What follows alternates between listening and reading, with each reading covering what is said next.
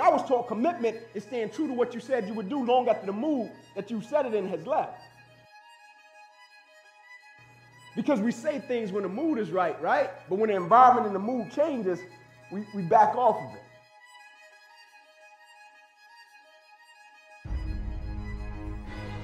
Get yourself together. Transcend your suffering. See if you can be some kind of hero. Make the suffering in the world less. Well, that's the way forward.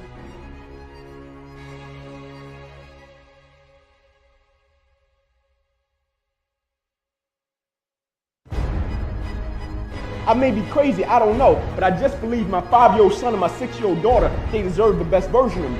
I may be crazy, I don't know, but I just believe my wife that I've been with ever since we were in the 5th grade, she deserves the best version of me. I may be crazy, I don't know, but my 3 little sisters, I just believe they deserve the best version of their big brother. I may be crazy, I don't know, but the people I'm of service to on the face of this planet, they deserve the best version of me, and I'm not going to give them any less. Are you dead? But obviously you didn't fucking die when the dog slapped you. So including last night, that's 3 fucking damage incidents that didn't kill you. Pain or damage don't end the world, or despair, or fucking beatings. The world ends when you're dead. Until then, you got more punishment in store. Stand it like a man and give some back.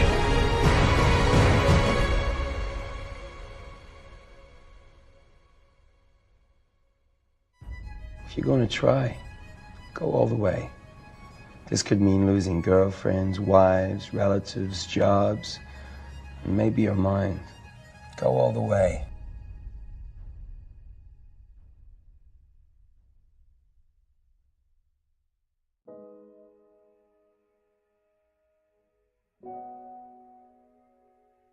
Pick up your damn suffering and bear it.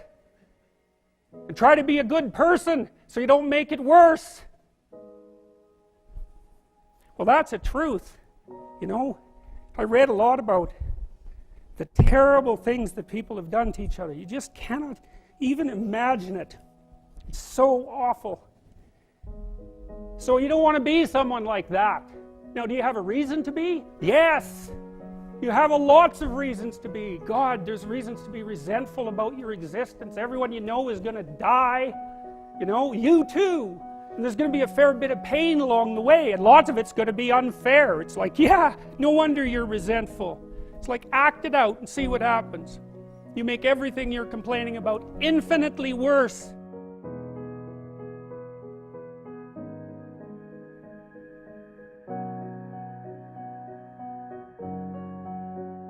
There's this idea that hell is a bottomless pit, and that's because no matter how bad it is, some stupid son of a bitch like you could figure out a way to make it a lot worse.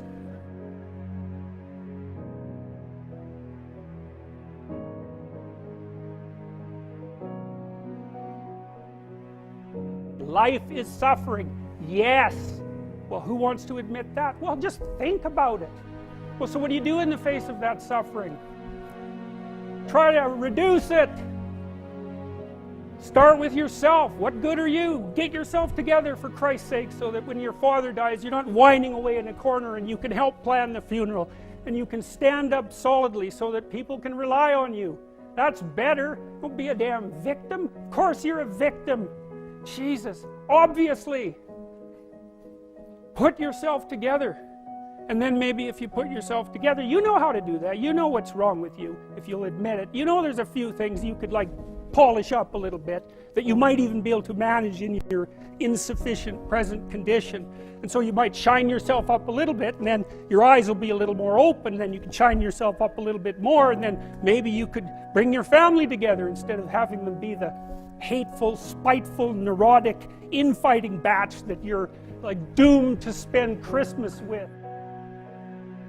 So then you fix yourself up a little bit, kind of humbly, because, you know, God, you're a fixer-upper if there ever was one.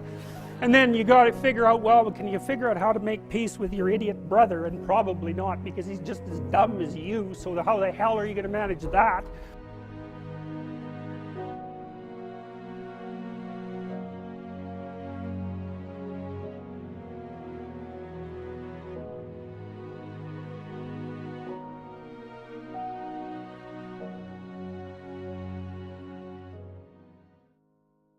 You're a little clued in then, at least a bit, because you've done something difficult that's actually difficult. You're a little wiser, and so then maybe you could put a tentative finger out beyond the family and try to change some little thing without wrecking it.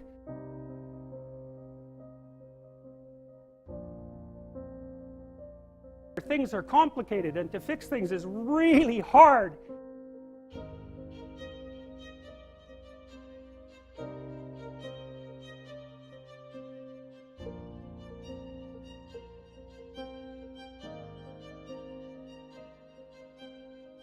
It's like, how do you overcome the suffering of life?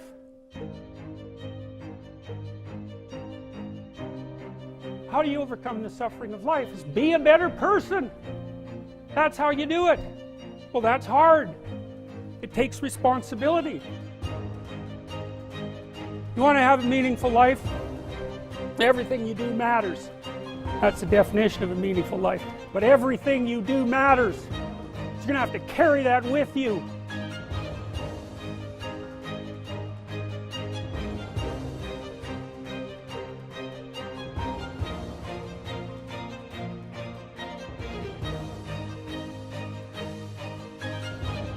You're stuck in meaninglessness, but you don't have any responsibility. Which one do you want? Ask yourself, which one are you pursuing?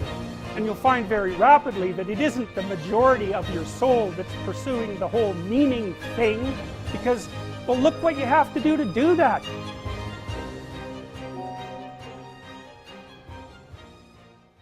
You have to put yourself together in the face of that. Well, that's hard. Christ, it's amazing people can even do it. I'm stunned every day when I go outside, and it isn't a riot. I knew this guy. He'd been in a motorcycle accident, and it really ruined him. And he was like a linesman, you know, working on the power. And he was working with someone who had Parkinson's disease, and they had complementary inadequacies. And so two of them could do the job of one person, and so they're out there fixing power lines in the freezing cold, despite the fact that one was 3/4 wrecked with a motorcycle accident and the other one had Parkinson's. It's like, that's how our civilization works. It's like, there's all these ruined people out there, they've got problems like you can't believe. Off they go to work and do things they don't even like. It's a miracle. It's a miracle. And we're so ungrateful.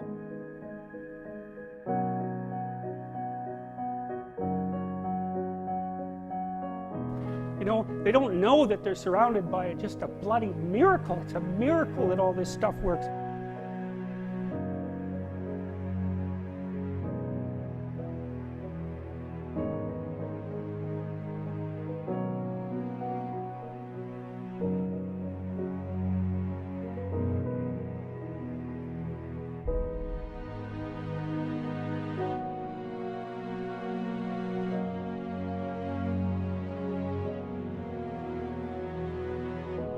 It's an old idea. It's far older than Christianity. It's old. It's the oldest story of mankind.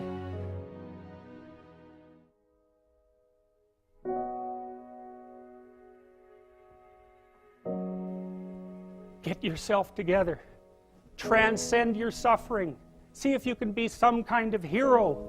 Make the suffering in the world less. Well, that's the way forward, as far as I can tell, if there is any way forward.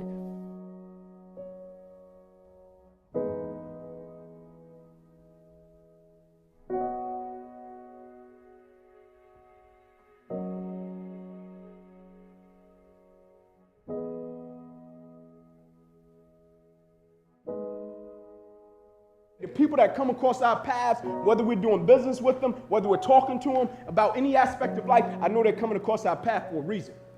And I'm going to try my best to leave them a little bit different. The only reason I kept pressing forward, the only reason I didn't stop was because everybody that I met and everybody I came across, I knew they were looking at my perspective about life. And if I can keep pressing forward, they may encounter something that they may face and they want to stop. And the first person that will pop up in their mind, man, if ink pressed forward and ink kept going, surely I can do it.